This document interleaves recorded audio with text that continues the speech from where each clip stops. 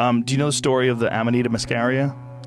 I know what they are. I don't know the story. The Amanita muscaria is the most fascinating one to me because that's the one that looks like Santa Claus. Or the Mario It's Kart red with white. mushroom. Yeah.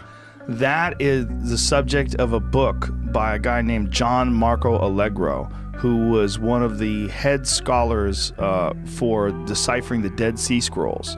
He deciphered the Dead Sea Scrolls for 14 years. He was an ordained minister, but he was also, in his study of theology, became agnostic. And when he started realizing that there was all these different religions that had similar stories, and he was, found all these different connections, and he was trying to like figure out what the origins of all these stories were.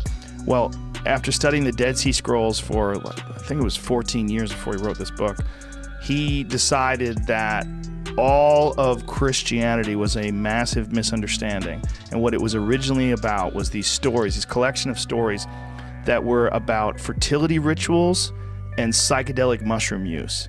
And he traced the word Jesus back to an ancient Sumerian word that was a mushroom covered in God's semen. And that when God would come on the earth, that's what rain was. Rain was God coming on the earth. And that these mushrooms would rise up out of the ground. They would eat them and trip their fucking balls off, right? That's a crazy story. So, you got to think. Yeah. People that were foraging for food, especially back when there was no agriculture, right? I mean, it was touch and go.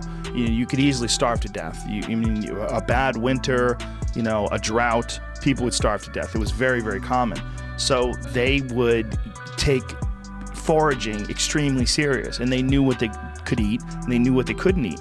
Well, they knew that there was a relationship between carnivorous trees, and carnivorous trees would grow these weird-looking, shiny red and white mushrooms under them. That's what carnivorous trees is, pine trees. That's what we use for Christmas trees. Yep. Those red and white packages, they are like the shiny packages underneath the Christmas tree. They are the color of Santa Claus. Yeah. They're common in Siberia. They're eaten constantly by caribou. Caribou are reindeer.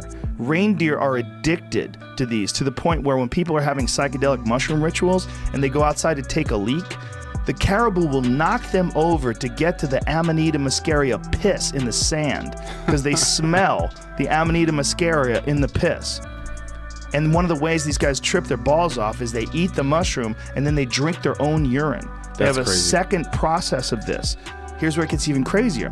In the times in Siberia where it would become extremely snowy, when the shaman would visit, the way they would get into the house is through the fucking chimney because the door would be snowed in. So they would climb in through the chimney. I mean, there's so many parallels to Santa Claus and to Christianity, to this one mushroom that they think was a massive part of shamanistic rituals.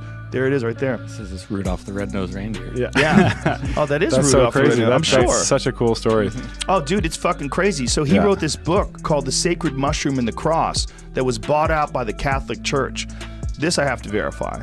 But I do know that they stopped production of it. I don't know if it was bought out by the Catholic Church. That's always been what's been told to me. But I do know that they stopped production of it forever. He came out with another book called The Dead Sea Scrolls and the Christian Myth, which is still available. Then, more recently, like really recently, within the last decade, a guy named Jan Irvin republished the John Marco Allegro books with permission from his family. I think it might have actually been one of those things where when a book is over 25 years old, it becomes like public domain or something like that too. But this book and this story behind it is incredibly fascinating.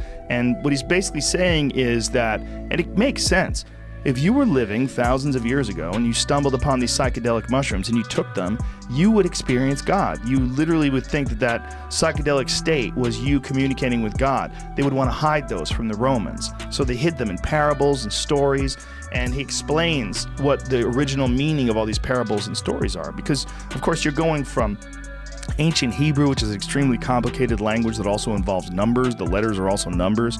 And then that's translated to Latin and to Greek and then eventually to English. So a lot is lost in that translation. So it really takes a linguist and a biblical scholar to kind of understand whether or not what this guy is saying is correct.